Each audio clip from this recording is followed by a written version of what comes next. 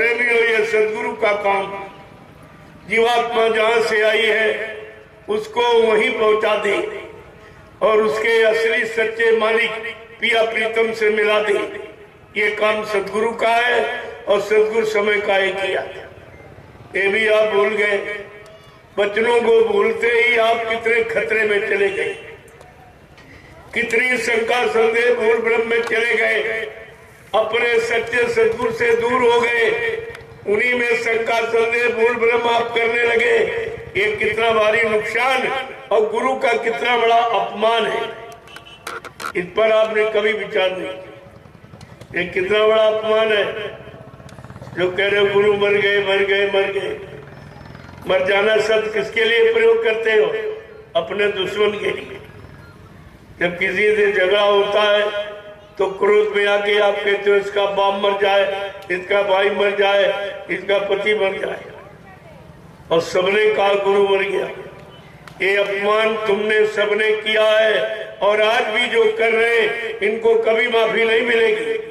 आज भी कर रहे, अभी भी इनकी समझ में नहीं आ रहा, क्योंकि ये बड़ा सबसे बड़ा अपमान है और सबसे बड़ा अपशब्द है। ये जब आप चुनाव के टाइम में ये जिंदाबाद मुर्दाबाद के नारे लगाते हो, ये किसको जिंदाबाद कहते हैं?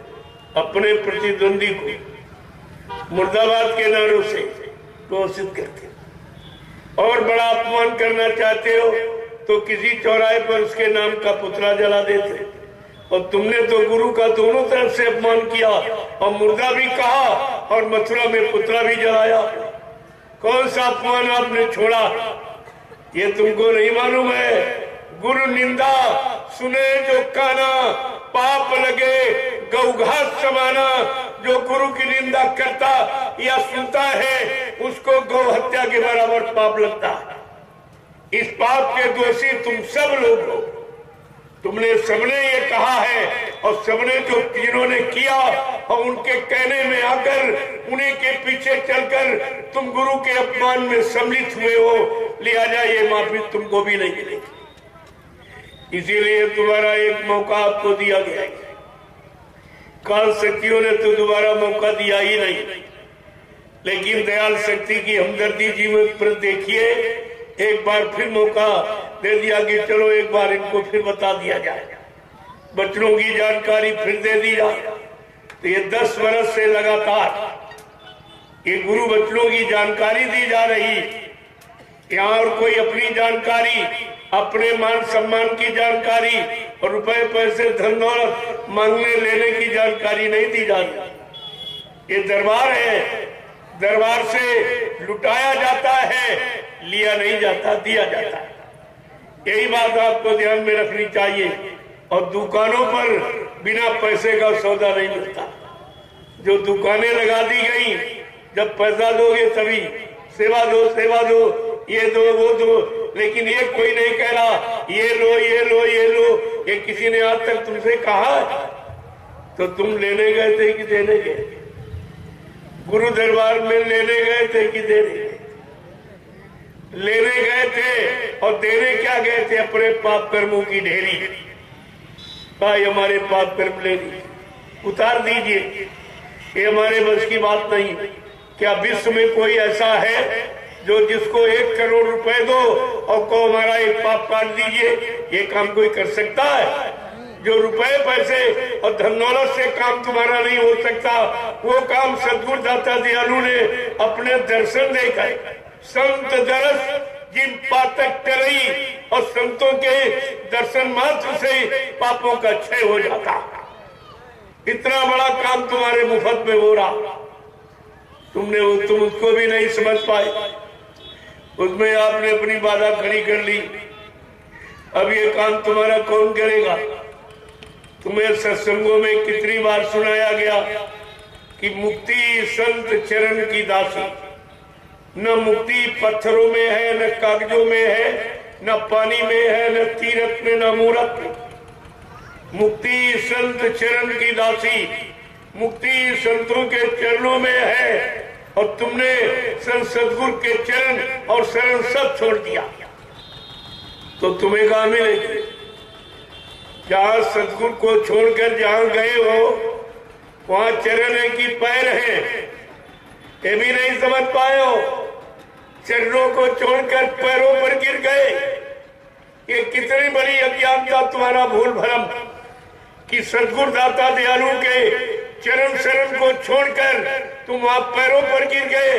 अरे पैर तो घोड़े गधे के भी लगी, क्या महिमा है, चरणों की महिमा है कि पैरों की महिमा।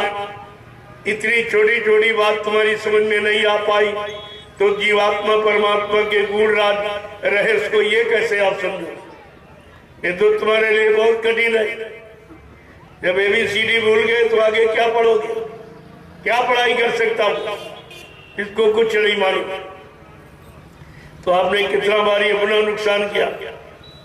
मैंने लोगों से पूछा और आपसे भी आज पूछ रहा हूं, आप बाल बच्चेदार परिवारदार हो, सत्य बोलना।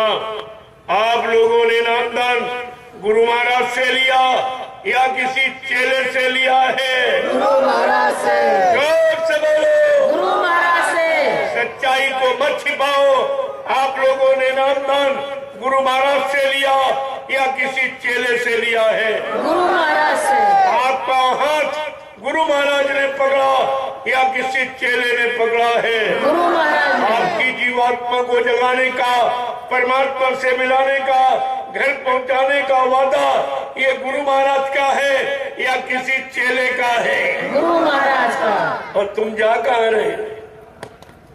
नामदान गुरु से लिया, हाथ गुरु ने पकड़ा, पार करने का वादा गुरु को, जा कहाँ रहे? चेलों के पास। इन चेलों से क्या? इतनी छोटी बात गुरु और शिष्य की के मतलब परिभाषा नहीं समझ पाए, अंतर नहीं समझ पाए, कौन किस काम के लिए होता। अगर गुरु न होता तो चेला कहां से बनता, आपको ये सोचना चाहिए। और चेला अगर पार हो जाता तो गुरु के पास क्यों जाता? इतनी छोटी छोटी बात तुम्हारी समझ में नहीं आई।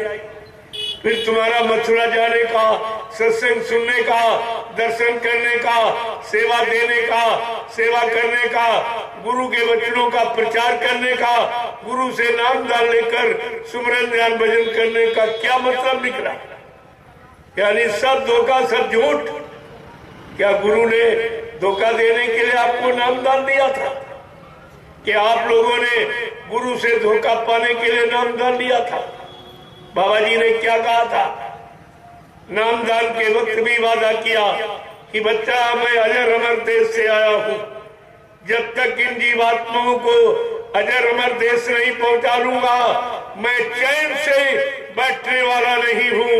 जब तक मेरा एक भी जीव यहाँ रहेगा मैं बराबर मौजूद रहूंगा। जब मेरे जगाए सारे जीव चले जाएंगे मैं पीछे से जाऊंगा। जय गुरुदेव। तो मैं आपसे ये पूछूंगा, क्या आपकी जीवात्मा जाग गई? क्या परमात्मा के पास पहुंच गई है?